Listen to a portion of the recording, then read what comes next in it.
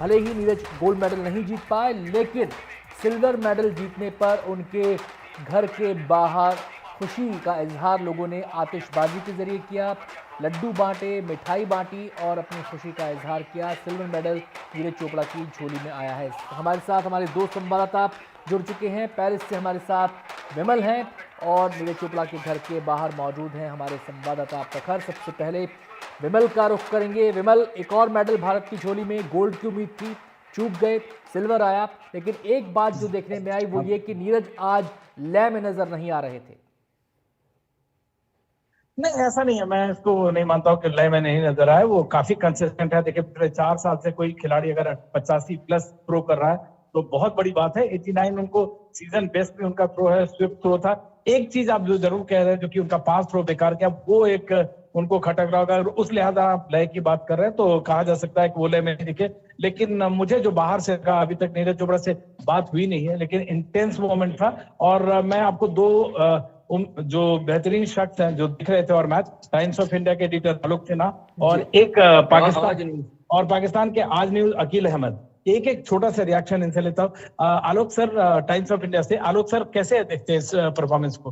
नहीं, ये परफॉर्मेंस तो इसके लिए अगर देखा जाए कि एक सिंगल थ्रो था जो नदीम का था। नदीम 90+ थ्रो करते रहे हैं, बट एक इस स्टेज पे आकर के वो 90 क्लोज टू 93 मारना, फिर एक बार और 91.79, उस थ्रो ने सारे फील्ड को खत्म कर दिया। नीरज ने एक फाउल किया सेकंड में, उसने क्लोज 89.45 किया। बाकी सारे हो सकता है कि उन पे प्रेशर आया हो। अब ये दोनों दोस्त भी हैं सर्किट पे, नीरज और नदीम साथ में सर्किट में ट्रेन करते हैं और साथ में मिलते जुलते हैं, वो भी है।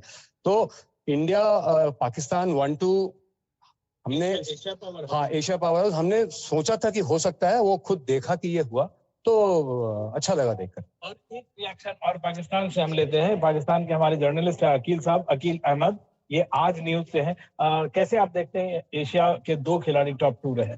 देखें जी, ये पाकिस्तान और हिंदुस्तान खासतौर पर एशिया के लिए ये बड़ा खुशाइंदा है, क्योंकि एशिया में पाकिस्तान और इंडिया माजी में जो है ओलंपिक में हमेशा जो है हॉकी फील्ड में उन्होंने डोमिनेट किया था।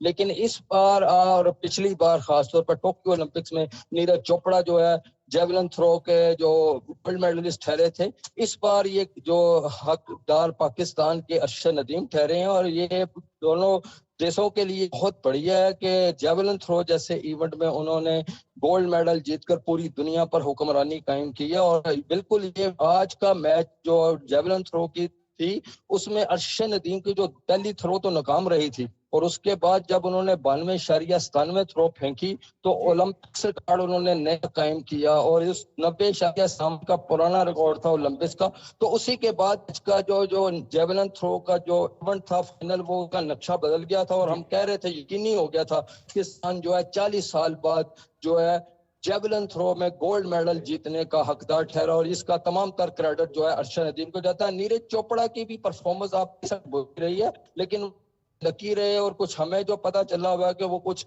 इंजरी का शिकार भी हैं, तो हो सकता है कि वो इंजरी उनके आड़े आ गई हो। लेकिन उन्होंने जो दूसरी थ्रो मारी थी 89.45, उससे लग रहा था कि शायद वो कम बैक करें, लेकिन 92.97 की जो भारी भरकम थ्रो थी, उसने तमाम नीरज चोपड़ा ओलंपिक चैंपियन समेत तमाम जो एथलीट्स थे उन्हें बिल्कुल